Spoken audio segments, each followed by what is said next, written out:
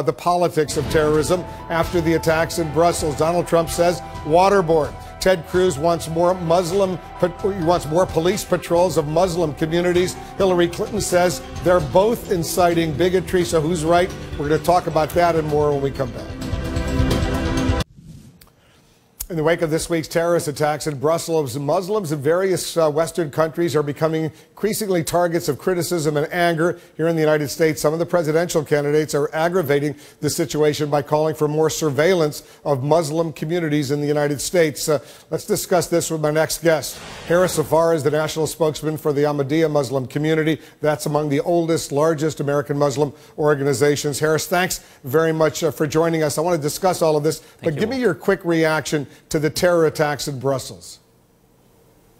Well, everyone has heard of the Muslim condemnation of the Belgium attacks, including the Khalifa of Islam, the worldwide spiritual leader of the Ahmadiyya Muslim community, who not only extended his prayers and condolences to the people of Belgium, but even condemned the attack and rejected any attempt to justify that's in Islamic grounds. So anyone who claims that wholly treating American Muslims as suspects is a good idea clearly has no genuine interest nor any idea how to win this war on terror, because you can't win by marginalizing the strongest allies and assets you have in this war, which is Muslims. So if our goal is to make and keep America safe, you only do that by uniting people, which is why this perfect case study exists right now with this platform called True Islam and the Extremists. It's the platform uniting Muslims and non-Muslims to undermine the terror groups like ISIS. So I think that's why thousands of people are now beginning to turn to trueislam.com to support this effort, because a joint effort's necessary. So instead of dividing people and trying to exploit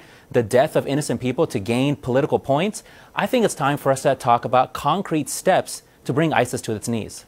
As you know, Republican presidential candidates Donald Trump, Ted Cruz, they've proposed intensifying the monitoring of Muslim communities, mosques around the United States. When you hear that, special patrols in Muslim communities, what goes through your mind? What's your reaction? Well, it shows that we don't want to learn from the heinous mistakes we've made in the past. So what we've done to the Japanese in this country, the African Americans, the Jews, the Catholics, the Mormons, and now we want to castigate an entire group like Muslims because of the acts of the insane people in different parts of the world. And so it's really scapegoating, and it shows they don't have a desire to really bring about an end to ISIS. There's really three things in my mind that you need to do and you bring an end to ISIS. First, we have to stop the hypocrisy of selective outrage and grieving by rightfully expressing outrage for tragedies in cities like Brussels and Paris, but completely ignoring the scores of people that ISIS has murdered in similar attacks recently in Istanbul and Ankara and Yemen and Libya and Tunisia. You not only imply that Muslim victims aren't worth as much as non-Muslim victims, but you create this false narrative that this is somehow a war against Christians. But we have to be clear, ISIS is at war with humanity, which is why the largest population, statistically speaking, of their victims have been Muslims. So we're all in the same boat. And number two, the Muslim leadership has failed across the world, and that's true.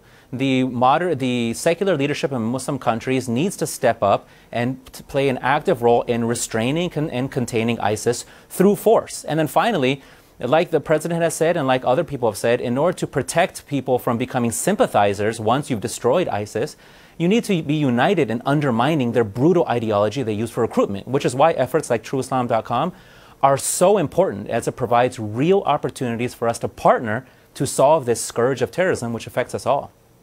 Zafar, thanks very much for joining us. You make an excellent point. People forget that most of the people killed by these ISIS terrorists are not Jews, they're not Christians, they're Muslims, they're fellow Muslims who have been killed, unfortunately, by the thousands in recent years. And we appreciate your joining us. Zafar, the national spokesman for the Ahmadiyya Muslim community here in the United States.